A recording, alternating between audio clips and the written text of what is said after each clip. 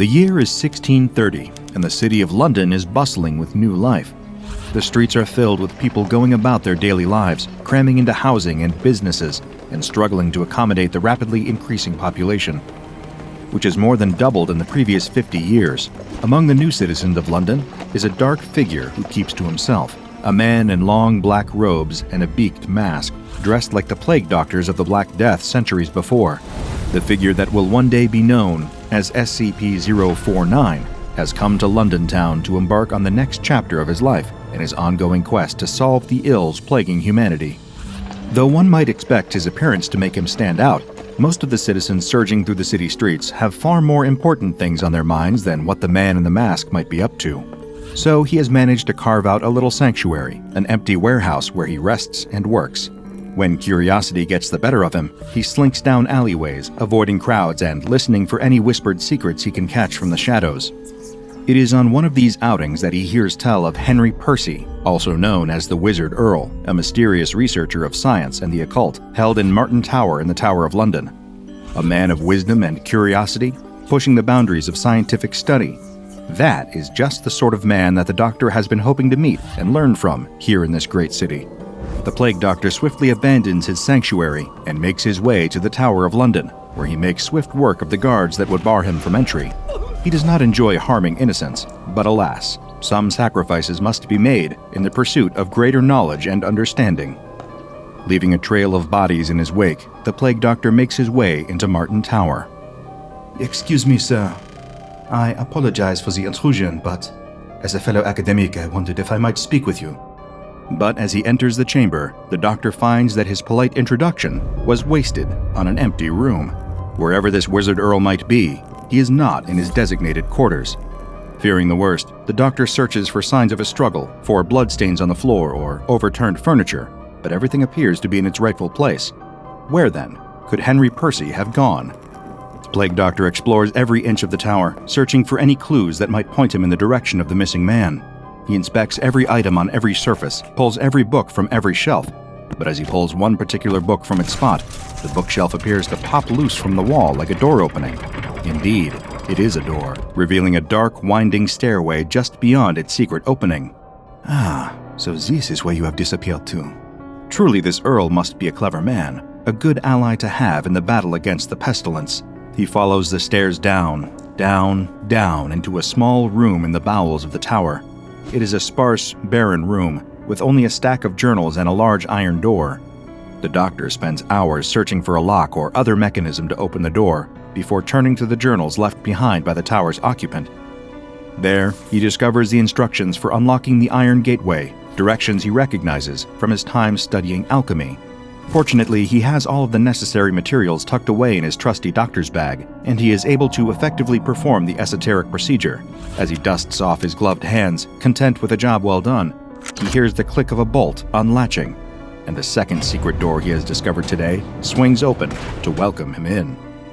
Ever the adventurous spirit, the Doctor picks up his bag and crosses the threshold into whatever awaits him on the other side. As the iron door shuts behind him, the Doctor gazes up into a yellow sky dotted with an infinite number of black stars. A breeze blows the scent of dried flowers, mold, and the dusty pages of century-old books into his nostrils. He hears the sound of waves lapping at a shore and turns to take in the sight of a thick black sea washing up onto a stark white shore.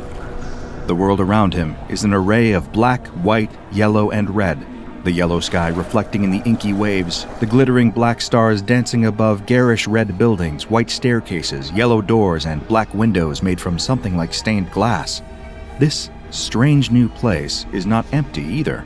All around him, there are as many people bustling through the streets as there are back in London, though their attire is quite different. These people dress in a way that feels familiar, that reminds the Plague Doctor of the ornate clothing he once saw at the Carnival of Venice. The people cover their faces too, commedia dell'arte masks hiding their features and giving them a mysterious appearance. For the first time since the days of the Black Plague, the Doctor is keenly aware of the fact that he does not stand out in this place. In fact, he blends right in. Now to search for Henry Percy, or anyone else who can offer the Doctor some helpful insight. Uncertain of where exactly to start, the Doctor decides to simply strike up a conversation with a stranger. A woman walks by in an elaborate red gown, her feathery white mask almost resembling a swan. "Excuse me, madame," the doctor calls to her, stepping into her path. "No time to talk, I'm already quite late." She brushes past him, and the doctor braces for the ill effect of physical contact between the two to take hold. However, she continues on her merry way, seemingly unaffected by his normally deadly touch. He watches her go, stunned into silence for a moment. The citizens of this strange new place. It is safe for him to touch them. Something else catches his eye about the woman too. Up close, it seemed to him that her mask was not a costume piece, but in fact, a part of her face, much like his mask was a part of his own. "How curious," he remarks aloud to himself. Henry Percy can wait. This is a far more compelling matter. "I must uncover more about this land." And so the plague doctor takes a long stroll through the unusual city, noticing as he goes that the geometry and gravity of this place do not play by the rules he recognizes. Buildings slant at odd angles, alleyways and corridors appear and disappear, as the layout of the city seems to shift at random with each glance. The people themselves are just as bizarre as the place they occupy, behaving either uniquely rudely or entirely too familiar.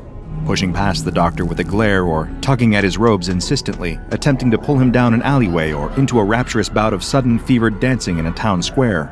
He refuses these advances as politely as possible and carries on his way. An elegantly dressed couple gives him a friendly wave as they walk by him, not an unusual occurrence. What is unusual is where they are waving from, looking down on him from an upside-down staircase that they traverse with no trouble. Some other gravity source holding them in this reversed position as they disappear into a dizzyingly constructed building. "Fascinating." The doctor shakes his head in awe. Then it occurs to him. He should be taking notes on all of this. He opens his bag and digs around for his leather-bound notebook, but can't seem to find it. He stops on the street and begins dumping out the contents of his pack onto the stone walkway. Jars of specimens, salves, syringes, and surgical tools all tumble out, but no notebook. It must have fallen out of his bag somewhere on his journey. Or worse, it could have been stolen by one of these flamboyantly dressed strangers. No, he mustn't allow his mind to jump to the worst possible explanation. Most likely he simply dropped it somewhere, and he only needs to retrace his steps to find it. He begins to walk back the way he came, as best he can find it in city streets that seem to warp and change with every moment like the landscape of a dream. He approaches dozens of people, but each stranger he speaks to brushes him aside, rushing off to their far more important business. They seem to look at him with disdain, like something foul stuck to the bottom of their fine shoes. It is discouraging, and it seems as if the notebook may very well be lost forever. But then, hope. Amidst a sea of people hurrying to their next destination, the doctor spots a man in a red cloak standing notably still, leaning against a nearby wall. The figure looks up at him, eyes shining behind a red mask in the shape of a happy, smiling face, reminiscent of the figure of Il Capitano from Commedia dell'arte performances the doctor dimly recalls. He sheepishly approaches the grand figure in the cloak and red mask, explaining that he is an outsider to this place. When the red-masked man speaks, he speaks in a warm voice, but with a distinct air of authority. "Welcome to Alagada, sir, for that is the name of this kingdom. You are fortunate, very fortunate indeed, for I am the Red Lord of Alagada, wearer of the mirthful mask, a chief advisor to the king." Being a man with medieval origins, the plague doctor bows deferentially the second he hears that he's in the presence of a lord. With his knees on the ancient cobblestones below, he begs the Red Lord for assistance in finding his precious notebook, the bearer of all his research and valuable scientific secret. The Red Lord pushes himself away from the wall, standing at an impressive height, seemingly suddenly far larger than he had at first glance.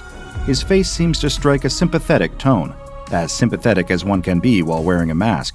With a grandiose hand gesture and a dramatic stride, he asks the doctor to follow him and begins strutting off down the alleyway.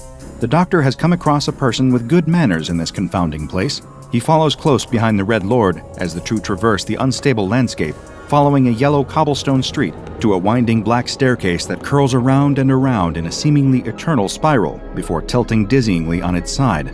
The doctor hesitates, afraid he will lose his footing, but much to his surprise, the laws of gravity seem to shift along with the angle of the stairs. It feels as if he is still walking along the same even plane as before, though he can see the sights below now jutting out of view at a disconcerting right angle that makes his vision swim and his stomach turn. So he turns his gaze onto his companion's back, matching the Lord's every confident step. He wonders idly where the man is taking him, but decides to hold off on additional questions until they have reached their destination. The Red Lord comes to a stop at the top of a tall, thin tower. He stands before an unusually shiny black door that curls down at the edges, like the entryway itself is frowning. He sweeps his arm in the direction of the door and beckons the plague doctor to follow him inside. Before the plague doctor can even mention that the door has no handle or knocker, it simply opens of its own accord, as if by magic. He shakes his head. The Red Lord has already vanished inside, and he quickly follows him. The color palette of Alagada is already quite limited, but this room is stripped of the scant bits of bright pigment found outside. Not a scrap of red or yellow can be seen here, save for the suddenly garish garb of the Red Lord himself. The chamber is decorated in black and white, shimmering black velvet and cold, cruel white marble or something like marble, as this material has an eerie, icy sheen that almost hurts to look at. In a large black chair that again curls down at the edges in a melancholy fashion, there sits another masked man. He is clad in black robes, and his pale white face bears the face of tragedy, open mouth curved into a permanent frown of anguish. The Red Lord gestures to the figure in the chair, who does not speak, and introduces him as the mighty Black Lord of Alagada. The Plague Doctor can see the Black Lord's eyes following him from within the holes of the mask. A mask that members of the SCP Foundation would later refer to as SCP-035. The Doctor asks whether the Black Lord can help him find his book, puzzled at this whole situation. The Red Lord throws his head back and begins to laugh, a warm and genuine sound that nonetheless sends a shiver down the Doctor's spine. The Red Lord claps a hand on the Doctor's shoulder, giving it a squeeze that feels encouraging and threatening all at once, explaining that he'd been brought here under false pretenses.